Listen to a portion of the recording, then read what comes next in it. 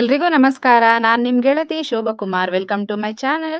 Friends ಯಾರೆಲ್ಲ ಇನ್ನ ನಮ್ಮ ಚಾನಲ್‌ಗೆ ಸಬ್ಸ್ಕ್ರೈಬ್ ಆಗಿಲ್ಲ ಪ್ಲೀಸ್ ಸಬ್ಸ್ಕ್ರೈಬ್ ಮಾಡ್ಕೊಳ್ಳಿ ಅಂತ ಹೇಳ್ತಾ, ಕಲಿಯೋ ಇಂಟ್ರೆಸ್ಟ್ ಇರೋರ್ಗೆ ಆದಷ್ಟು ವಿಡಿಯೋನ ಶೇರ್ ಮಾಡ್ತಾ ಇರಿ. ಇವತ್ತಿನ ವಿಡಿಯೋದಲ್ಲಿ ನಾನ್ ನಿಮ್ಗೆ ಈ ಎಂಬ್ರಾಯ್ಡಿಂಗ್ ವರ್ಕ್ ಆಗಿರೋಂಥ ಬ್ಲೌಸು ಎಮ್ಮಿಂಗ್ ಇಲ್ದೇ ಇರೋ ರೀತಿ ಹೇಗೆ ನೆಕ್ ಫಿನಿಶಿಂಗ್ ಮಾಡ್ಕೊಳ್ಬೇಕು, ಫ್ರಂಟ್ ಮತ್ತೆ ಬ್ಯಾಕ್ ಸೈಡ್ ನೆಕ್ಕನ್ನ ಹೇಗೆ ಫಿನಿಶಿಂಗ್ ಮಾಡ್ಕೊಳ್ಬೇಕು ಅನ್ನೋದನ್ನ ನಾನ್ ನಿಮ್ಗೆ ಈ ವಿಡಿಯೋದಲ್ಲಿ ತೋರಿಸ್ತಾ ಇದ್ದೀನಿ.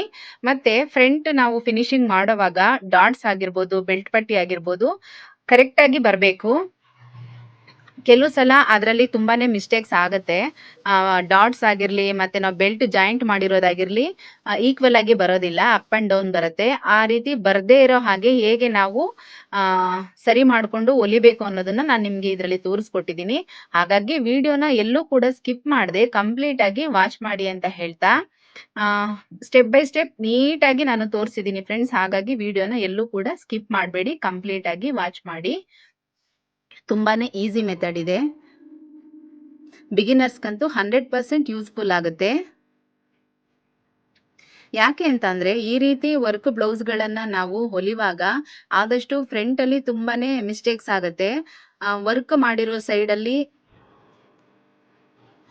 ಡಾಟ್ಸ್ ಆಗಿರ್ಬೋದು, ನಾವು ಬೆಲ್ಟ್ ಜಾಯಿಂಟ್ ಏನ್ ಮಾಡ್ತೀವಿ ಮತ್ತೆ ಸಿಂಗಲ್ ಪಟ್ಟಿ ಡಬಲ್ ಪಟ್ಟಿ ಏನ್ ಕೊಡ್ತೀವಿ ಅದೆಲ್ಲಾನು ಎರಡೂ ಸೈಡು ಈಕ್ವಲ್ ಆಗಿ ಬರೋದೇ ಇಲ್ಲ. ಕೆಲವು ಸಲ ಕೆಲವು ವರ್ಕ್ ಮಾಡಿಸಿದಾಗ ಆ ರೀತಿ ಪ್ರಾಬ್ಲಮ್ ಆಗುತ್ತೆ.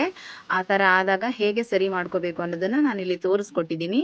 ಹಾಗಾಗಿ ನೀವು ವಿಡಿಯೋನ ಕಂಪ್ಲೀಟ್ ಆಗಿ ವಾಚ್ ಮಾಡಿದ್ರೆ ಮಾತ್ರ ನಿಮ್ಗೆ ಆ ಒಂದು ಟಿಪ್ಸ್ ಏನಿದೆ ಅನ್ನೋದು ನಿಮ್ಗೆ ಅರ್ಥ ಆಗುತ್ತೆ ಫ್ರೆಂಡ್ಸ್. ಹಾಗಾಗಿ ವಿಡಿಯೋನ ಎಲ್ಲೂ ಕೂಡ ಸ್ಕಿಪ್ ಮಾಡಬೇಡಿ, ಕಂಪ್ಲೀಟ್ ಆಗಿ ವಾಚ್ ಮಾಡಿ ಅಂತ ಹೇಳ್ತಾ ಇದ್ದೀನಿ.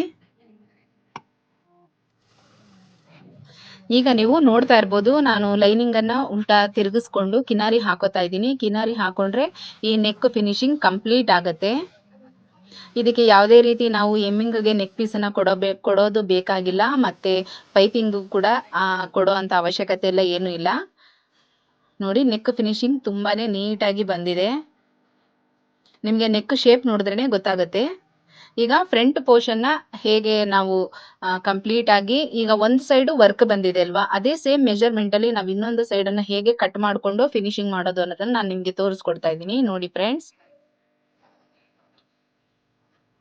ನೋಡಿ ಫಸ್ಟ್ ಲೆಫ್ಟ್ ಟು ರೈಟ್ ಗೆ ಈ ರೀತಿ ಡಿವೈಡ್ ಮಾಡ್ಕೋಬೇಕು. ನಾವು ಕತ್ತಿನ ಅಗಲಕ್ಕೆ ನ್ಯಾಚ್ ಏನ್ ಹೊಡ್ಕೊಂಡಿರ್ತೀವಿ ಆ ರೀತಿ ಶೇಪ್ಗೆ ಕರೆಕ್ಟ್ ಆಗಿ ಮೆಜರ್ಮೆಂಟ್ ಅನ್ನ ಇಟ್ಕೊಂಡು ಲೈನಿಂಗ್ ಪೀಸ್ ಅನ್ನ ಇಟ್ಕೊಂಡು ನಾವು ಈ ರೀತಿ ಸ್ಟಿಚ್ ಮಾಡ್ಕೋಬೇಕಾಗತ್ತೆ.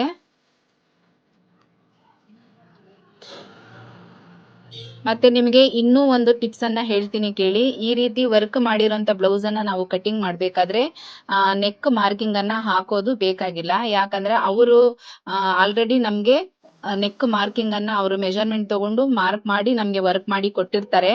ಮತ್ತೆ ನಾವು ಬೇರೆ ರೀತಿ ಶೇಪ್ ಹಾಕಕ್ ಹೋದ್ರೆ ಎರಡೂ ಕೂಡ ನಾವು ಸ್ಟಿಚ್ ಮಾಡುವಾಗ ಫಿನಿಶಿಂಗ್ ನೀಟಾಗಿ ಬರೋದಿಲ್ಲ, ಹೆಚ್ಚು ಕಡಿಮೆ ಆಗುತ್ತೆ. ಹಾಗಾಗಿ ನಾವು ಕಟ್ ಮಾಡದೇ ಇರೋದೇ ಒಳ್ಳೇದು, ನೆಕ್ ಶೇಪ್ ಅನ್ನ ತೆಗಿದೇ ಇರೋದೇ ಒಳ್ಳೇದು.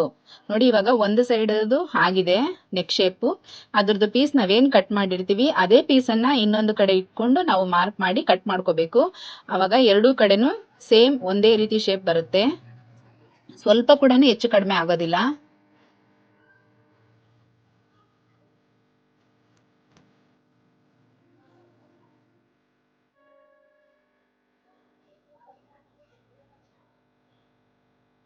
ನೋಡಿ, ಈ ಸೈಡ್ ಕೂಡ ಇದೇ ರೀತಿನೇ ನೆಕ್ ಪೀಸ್ ಅನ್ನ ಅಂದ್ರೆ ನೆಕ್ ಪೋರ್ಷನ್ ಅನ್ನ ಹೊಲ್ಕೊಂಡು ತಿರುಗಿಸ್ಕೊಳ್ಳಿ. ಅವಾಗ ಈ ಕಡೆ ಸೈಡ್ ಇನ್ನೊಂದು ಸೈಡ್ಗೂ ಕೂಡ ನಾವೇನು ನೆಕ್ ಪೀಸ್ ಕೊಡ್ಬೇಕಾದಂತ ಅವಶ್ಯಕತೆ ಇರೋದಿಲ್ಲ, ಅಂದ್ರೆ ಎಮ್ಮಿಂಗ್ ಮಾಡ್ಬೇಕಾಗಿರುವಂತ ಅವಶ್ಯಕತೆ ಇರೋದಿಲ್ಲ. ಮತ್ತೆ ನೆಕ್ ಶೇಪ್ ಅಲ್ಲೂ ಕೂಡ ಯಾವುದೇ ರೀತಿ ವ್ಯತ್ಯಾಸನೂ ಬರಲ್ಲ, ಕರೆಕ್ಟ್ ಆಗಿ ಶೇಪ್ ಚೆನ್ನಾಗಿ ಕಾಣಿಸುತ್ತೆ.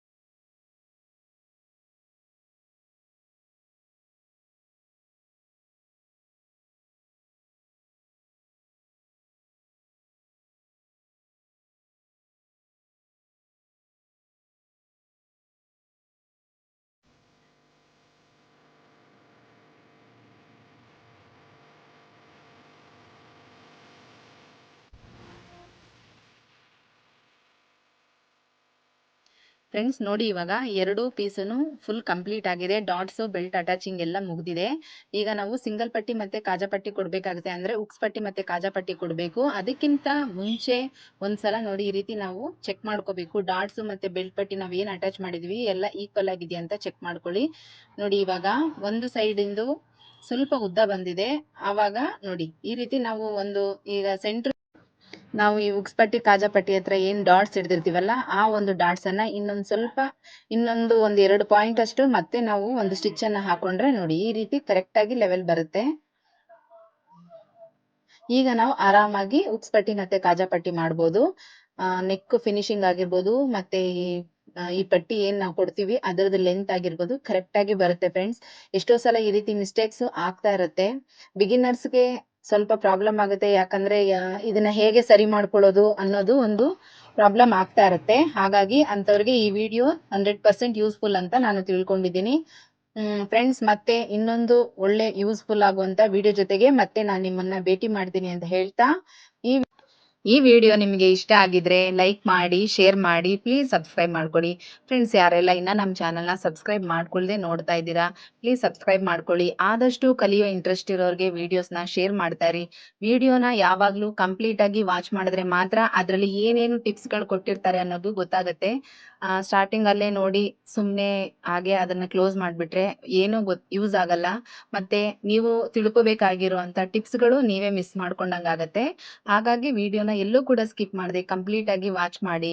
ಟಿಪ್ಸ್ಗಳು ಚಿಕ್ಕದೇ ಇರ್ಬೋದು, ಆದ್ರೆ ಅದರ ಉಪಯೋಗ ತುಂಬಾನೇ ದೊಡ್ಡದಾಗಿರುತ್ತೆ. ಕೆಲವು ಸಲ ಗೊತ್ತಾಗಲ್ಲ ನಮ್ಗೆ ಈ ಬ್ಲೌಸ್ಗಳಲ್ಲಿ ಯಾವ್ಯಾವ ರೀತಿ ಮಿಸ್ಟೇಕ್ಸ್ ಆಗುತ್ತೆ, ಹಾಲ್ಟೇಷನ್ಗಳು ಬರುತ್ತೆ ಅನ್ನೋದು ಗೊತ್ತಾಗಲ್ಲ. ಇವಾಗ ನೀವೇ ನೋಡಿ, ಇದೊಂದು ಸಣ್ಣ ಕೆಲ್ಸ ಅಷ್ಟೇನೆ. ಒಂದು ಡಾಟ್ಸ್ನ 2 ಪಾಯಿಂಟ್ ಅಷ್ಟು ಎಕ್ಸ್ಟ್ರಾ ಇಡ್ಕೊಂಡ್ರೆ ಲೆಂತ್ ಸರಿ ಹೋಗುತ್ತೆ ಅನ್ನೋದೊಂದು. ಆದ್ರೆ ಬಿಗಿನರ್ಸ್ಗೆ ಎಷ್ಟೋ ಜನಕ್ಕೆ ಈ ಒಂದು ಟಿಪ್ಸ್ಗಳು ಗೊತ್ತಾಗೋದೇ ಇಲ್ಲ. ಹಾಗಾಗಿ ಎಷ್ಟೊಂದ್ ಸಲ ಸ್ಟಿಚ್ ಮಾಡಿರೋದನ್ನೆಲ್ಲ ಬಿಚ್ಚಬೇಕಾಗತ್ತೆ. ಎಷ್ಟೊಂದು ಆಲ್ಟ್ರೇಷನ್ಗಳೆಲ್ಲ ಮಾಡ್ಕೊಳ್ತಾ ಇರ್ತಾರೆ. ಹಾಗಾಗಿ ವಿಡಿಯೋಸ್ಗಳನ್ನ ಆದಷ್ಟು ಕಂಪ್ಲೀಟ್ ಆಗಿ ವಾಚ್ ಮಾಡಿ. ನಾನು ಯಾವುದೇ ವಿಡಿಯೋ ಆದ್ರೂ ಅಷ್ಟೇನೆ, ಇದೊಂದೇ ಅಂತ ನಾನು ಹೇಳಲ್ಲ. ಯಾವುದೇ ವಿಡಿಯೋ ಆದ್ರೂ ಅಷ್ಟೇನೆ ಪೂರ್ತಿಯಾಗಿ ನೋಡಿದ್ರೆ ಮಾತ್ರನೇ ಅದ್ರಲ್ಲಿ ಏನ್ ವಿಷಯ ಇದೆ ಅನ್ನೋದು ನಮ್ಗೆ ಗೊತ್ತಾಗೋದು. ನೀವೇ ನೋಡ್ತಾ ಇರ್ಬೋದು. ಬೇಕಾದ್ರೆ ಕ್ಲೀನ್ ಆಗಿ ನೆಕ್ ಶೇಪ್ ಆಗಿರ್ಬೋದು, ಡಾಟ್ಸ್ ಆಗಿರ್ಬೋದು, ಬೆಲ್ಟ್ ಜಾಯಿಂಟ್ ಆಗಿರ್ಬೋದು, ಈಕ್ವಲ್ ಆಗಿ ಬಂದಿದೆ ಕರೆಕ್ಟ್ ಆಗಿ. ಹಾಗಾಗಿ ನಾನು ಮತ್ತೊಮ್ಮೆ ಕೇಳ್ಕೊತಾ ಇದ್ದೀನಿ, ವಿಡಿಯೋ ಇಷ್ಟ ಆಗಿದ್ರೆ ಲೈಕ್ ಮಾಡಿ, ಶೇರ್ ಮಾಡಿ, ಪ್ಲೀಸ್ ಸಬ್ಸ್ಕ್ರೈಬ್ ಮಾಡ್ಕೊಳ್ಳಿ. ಮತ್ತೊಂದು ಒಳ್ಳೆ ವಿಡಿಯೋ ಜೊತೆಗೆ ಮತ್ತೆ ನಿಮ್ಮನ್ನ ಭೇಟಿ ಮಾಡ್ತೀನಿ ಅಂತ ಹೇಳ್ತಾ, ಟೇಕ್ ಕೇರ್, ಬಾಯ್.